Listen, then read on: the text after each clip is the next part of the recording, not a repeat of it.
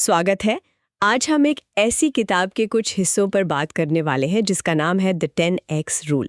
इसका आइडिया सुनने में बहुत सीधा है, लेकिन सच कहूँ तो ये दिमाग हिला देता है। सोच ये है कि अगर असाधारण सफलता चाहिए तो लक्ष्य भी साधारण से 10 गुना बड़े रखने होंगे और फिर उन तक पहुँचने के लिए मेहनत भी 10 गुना ज़्यादा करनी होगी। बिल्कुल। तो चलिए आज इसी सोच की परतों को खोलते हैं। हम शुरुआत करेंगे इसकी सबसे बुनियादी और शायद सबसे चौंकाने वाली बात से। सफलता असल में क्या है और क्यों ठीक ठाक या औसत होना ही सबसे बड़ा खतरा है। बिल्कुल सही। और ये स्रोत इसी बात पर जोर देते हैं कि ज्यादातर लोग नाकाम इसलिए नहीं होते कि वो बड़े सपने देखते हैं, बल्कि इसलिए कि उनके सपने बहुत छोटे होते हैं और कोशिशें उससे भी कम। और कोशिशें उससे भी कम। तो आज की हमारी ये चर्चा सिर्फ ज्यादा घंटे काम करने के बारे में नहीं है। ये अपनी पूरी मानसिकता, अपनी पूरी सोच को मतलब जड़ से बदलने के बारे में है। हम देखेंगे कि लोग आमतौर पर किस तरह से एक्शन लेते हैं और क्यों सिर्फ एक खास तरह का एक्शन ही वो नतीजे दे पाता है जिनके बारे में लोग बस सोचते रह जाते हैं। तो चलिए यहीं से शुरू करते हैं।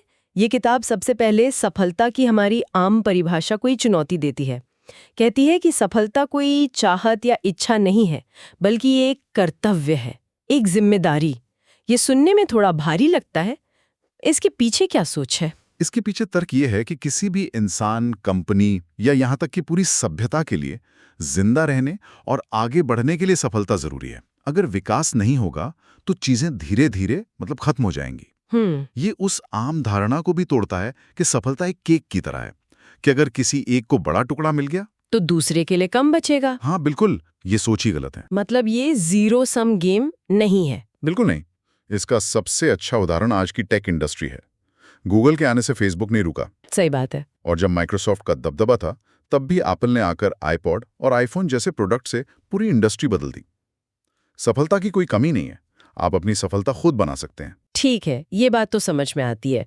अगर सफलता एक कर्तव्य है और इसकी कोई कमी भी नहीं है, तो फिर लोग उस बड़े जाल में फंसते कैसे हैं जिसकी बात किताब करती है? औसत बनकर। औसत। हाँ, औसम। स्रोत इसे साफ साफ असफलता का फॉर्मूला कहते हैं और एक्शन के स्तरों में इसे सबसे खतरनाक लेवल माना गया है। खतरनाक क्यों? मतलब औसत होना तो सुरक्षित माना जाता है ना? हाँ, और यही तो जाल है। ये खतरनाक इसलिए है क्योंकि हमारा समाज इसे स्वीकार करता है, बल्कि इसे बढ़ावा देता है। ठीक ठाक नौकरी, ठीक ठाक घर, ठीक ठाक जिंदगी, इसी से मिडिल क्लास बनता है। वो अक्सर आपको असुरक्षित बना देती हैं। ये एक बहुत गहरी बात है। मतलब जो चीज सुरक्षित लगती है असल में वही सबसे ज्यादा जोखिम भरी है। एकदम। इसका एक बड़ा उदाहरण 2008 का वैश्विक आर्थिक संकट है। अच्छा। जिन लोगों के लक्ष्य सामान्य थे, जिन्होंने बस एक घर खरीदने और नौकरी बचाने जितना ही सोचा था, वो सबसे ज्यादा बर्बाद हुए। क्यों? क्योंकि उन्होंने किसी भी बड़ी अनचाही मुश्किल के लिए तैयारी ही नहीं की थी। उनकी योजना में वो 10x का मार्जिन था ही नहीं। ये औसत वाला विचार सच में सोचने पर मजबूर करता है। किताब में शायद स्टारबक्स के संस्थापक हॉवर्ड शुल्स का उदाहरण भी इसी सिलसिले में दिया गया था, है ना? हाँ। कि जब सब लोग औसत तरीके से काम कर रहे थे तो वो क्या अलग कर रहे थे? हाँ, और वो एक बेहतरीन उदाहरण है। 2008 की उसी मंदी के दौरान जब ज्यादातर कंपनियों के सीईओ सिर्फ खर्चे कम करने पर ध्यान दे रहे थे, जो कि एक औसत प्रतिक्रिया थी। बिल्कुल, एक औसत रिएक्शन। उस समय हॉवर्ड शुल्स कुछ और ही कर रहे थे। वो देर रात तक देश भर में घूम रहे थे, अपने स्टोर्स में जाकर सीधे ग्राहकों और कर्मचारियों से बात कर रहे थे, फीडबैक ले रहे थे।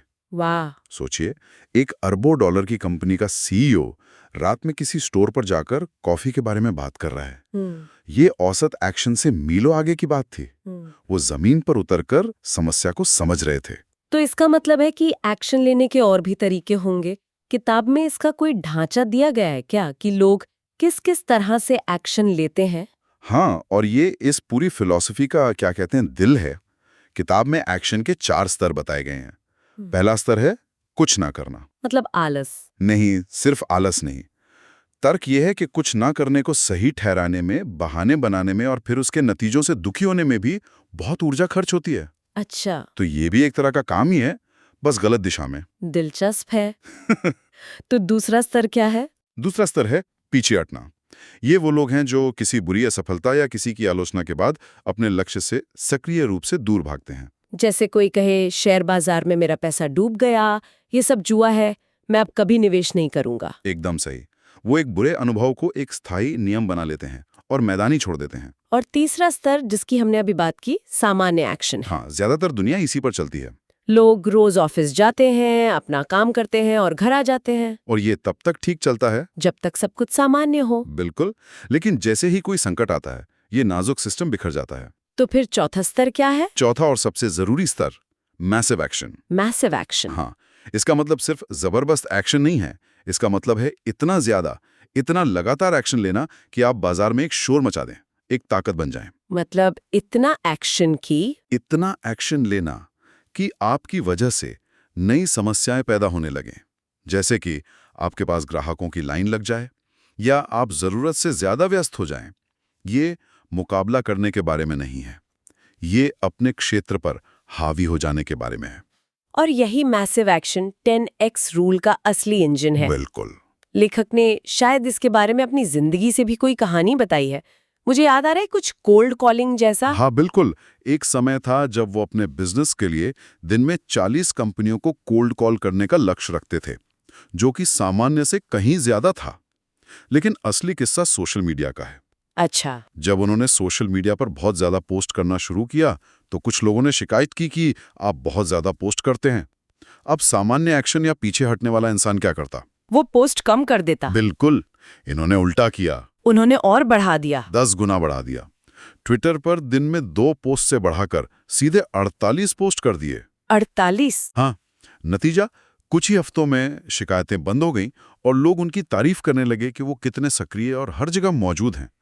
सार ये है कि आपकी सबसे बड़ी समस्या आपका प्रतियोगी नहीं है, आपकी सबसे बड़ी समस्या है गुमनामी। गुमनामी, एनोनिमिटी। हाँ, लोग आपको जानते ही नहीं और मैसिव एक्शन गुमनामी को जड़ से मिटा देता है। ये तो जबरदस्त है।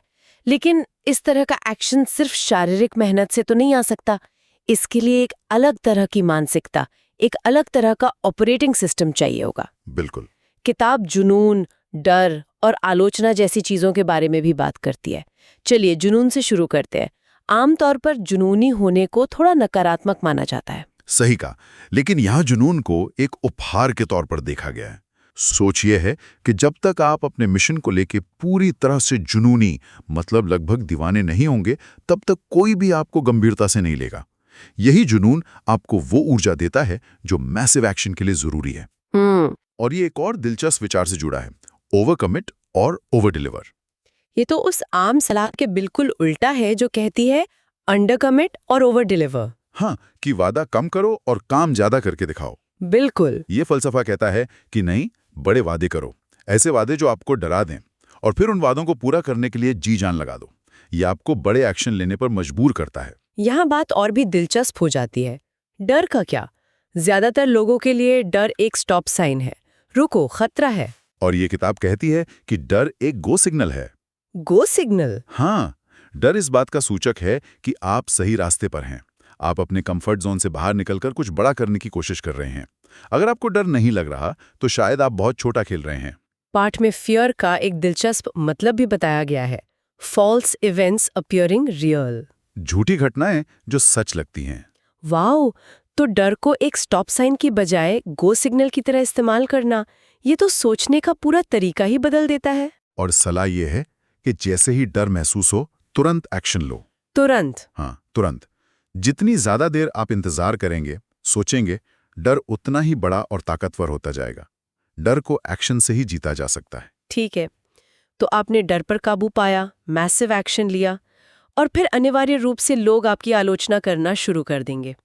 ये क्या कर रहा है, ये बहुत ज्यादा है, ये पागल हो गया है। सही। और आलोचना को भी सफलता के एक और संकेत के रूप में पेश किया गया है। ये भी एक संकेत है। बिल्कुल। अगर कोई आपकी आलोचना नहीं कर रहा तो इसका मतलब है कि आप इतना ध्यान ही नहीं खींच पा रहे कि लोग आपको नोटिस करें। गुमनामी आलोचना से ज्यादा खतरनाक है। लेखक एक किस्सा सुनाते हैं जब उनके एक ग्राहक ने शिकायत की कि आपकी टीम बहुत ज्यादा फॉलोअप करती है। तो उन्होंने अपनी टीम से माफी मांगी होगी? बिल्कुल नहीं। उन्होंने उस कर्मचारी को सबके सामने इनाम दिया जिसने वो फॉलोअप किया था। सच में? हाँ, संदेश साफ था, हम इतना एक्शन लेंगे कि लोग हमें नजरअंदाज न कर सकें। आलोचना इस प्रक्रिया का एक हिस्सा है, इसे स्वीकार करो और आगे बढ़ो। ये तो दिमाग का पूरा ऑपरेटिंग सिस्टम ही बदलने वाली बात है। डर, जुनून, आलोचना, जिन चीजों से हम बचते हैं उन्हें ही सफलता का मीटर बना लो। एकदम। किताब में सफल लोगों के कुछ और गुणों का भी जिक्र है, शायद 30 से भी ज्यादा। एक जो मुझे याद है वो था अतार्किक बने। इसका क्या मतलब है? हाँ, विचार ये है कि तार्किक यानी लॉजिकल एक्शन से आपको लॉजिकल नतीजे मिलेंगे, जो कि अक्सर औसत होते हैं। दुनिया के ज्यादातर लोग लॉजिकल हैं। सही। लेकिन अगर आपको अतार्किक यानी असाधारण नतीजे चाहिए तो आपको अतार्किक रूप से काम करना होगा।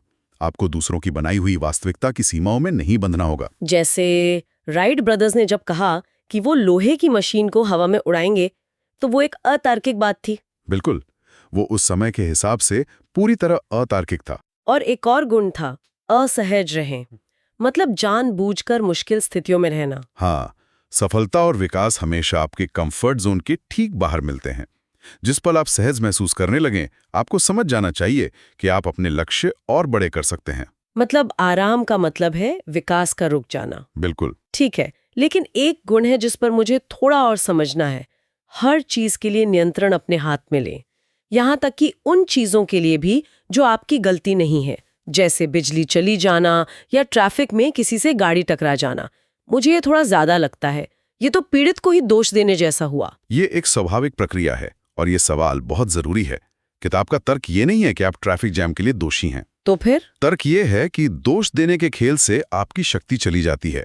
जब आप कहती हैं ट्रैफिक की वजह से मैं लेट हो गई, तो आप खुद को एक पीड़ित बना लेती हैं और नियंत्रण ट्रैफिक को सौंप देती हैं। तो फिर इसका विकल्प क्या है? विकल्प है जिम्मेदारी लेना। जिम्मेदारी लेना। जिम्मेदारी लेने का मतलब है पूछना, ठीक है ये हुआ, अब मैं भविष्य में इससे बचने के लिए क्या कर सकता हूँ? क्या मैं जल्दी निकल सकती हूँ? क्या मैं एक अलग रास्ता ले सकती हूँ? क्या मैं मीटिंग फोन पर कर सकती हूँ? अच्छा, ये नियंत्रण वापस अपने हाथ में लेने के बारे में है, दोष लेने के बारे में नहीं। बिजली चली गई, अब आप शिकायत कर सकते हैं या ये जिम्मेदारी ले सकते हैं कि अगली बार ऐसा ना हो और एक जनरेटर खरीद लें। ये मानसिकता आपको समाधान खोजने वाला बनाती है, शिकायत करने वाला नहीं। ठीक है, अभी ज्यादा समझ में आ रहा है। ये शक्ति और नियंत्रण के बारे में है, ना कि गलती के बारे में। बिल्कुल। तो इन सब बातों को ध्यान में रखते हुए कोई इंसान अगर आज से इस रास्ते पर चलना चाहे तो वो शुरुआत कैसे करे? ये सब सुनने में बहुत बड़ा लगता है। और किताब में इसका जवाब बहुत सीधा दिया गया है। पहले प्रतिबद्धता जताएं और कैसे करना है ये बाद में सोचें। पहले तय करो, फिर रास्ता ढूंढो। हाँ, ज्यादातर लोग कैसे में ही फंसे रह जाते हैं। मेरे पास पैसा नहीं है, मेरे पास संपर्क नहीं है। 10x मानसिकता कहती है कि पहले तय करो कि आपको क्या चाहिए, पूरी तरह से तय करो, फिर कैसे के रास्ते अपने आप निकलने लगेंगे। इसका कोई उदाहरण है किताब में? हाँ, लेखक अपना एक बहुत ही निजी और विस्तृत उदाहरण देते हैं कि कैसे उन्होंने एक टीवी शो बनाने का फैसला किया जबकि इंडस्ट्री में उनका कोई संपर्क नहीं था, कोई अनुभव नहीं था। अच्छा। पहला कदम, एक बहुत बड़ा अतार्किक लक्ष्य निर्धारित करना, मुझे अपना टीवी शो चाहिए। ठीक है। दूसरा कदम, एक कागज पर उन सभी कामों की लिस्ट बनाना जो उसके लिए जरूरी हो सकते थे, चाहे वो कितने भी नामुमकिन क्यों ना लगे।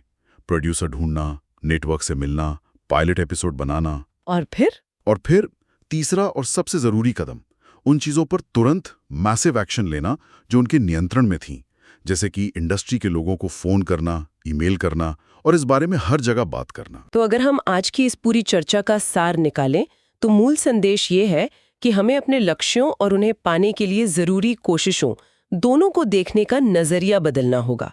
ये छोटे मोटे सुधार या धीरे धीरे आगे बढ़ने के बारे में नहीं है। नहीं, बिल्कुल नहीं। ये सोच और एक्शन दोनों में एक बहुत बड़ी छलांग लगाने के बारे में है। बिल्कुल। और यहाँ जो बात सबसे दिलचस्प है वो ये कि ये फलसफा हमारे समाज के कितने गहरे मानदंडों को चुनौती देता है। जैसे हमें सिखाया जाता है कि तार्किक बनो, जिंदगी में संतुलन रखो, असफलता से बचो, और ये किताब इन सभी चीजों को औसत बने रहने का नुस्खा बताती है। ये उन चीजों को जिन्हें हम नकारात्मक मानते हैं, जैसे जुनून, डर और आलोचना, को सफलता के रास्ते पर मील के पत्थर के रूप में फिर से परिभाषित करती है। मतलब ये रुकावटें नहीं बल्कि आपके नेविगेशन टूल हैं जो बताते हैं कि आप सही दिशा में जा रहे हैं। एकदम सही कहा आपने। और ये हमें सोचने के लिए एक आखिरी और शायद सबसे विवादास्पद विचार के साथ छोड़ जाता है। हाँ। किताब का तर्क है कि ग्राहक बनाना यानी कस्टमर एक्विजिशन ग्राहक को संतुष्ट रखने यानी कस्टमर सेटिस्फैक्शन से ज्यादा महत्वपूर्ण है।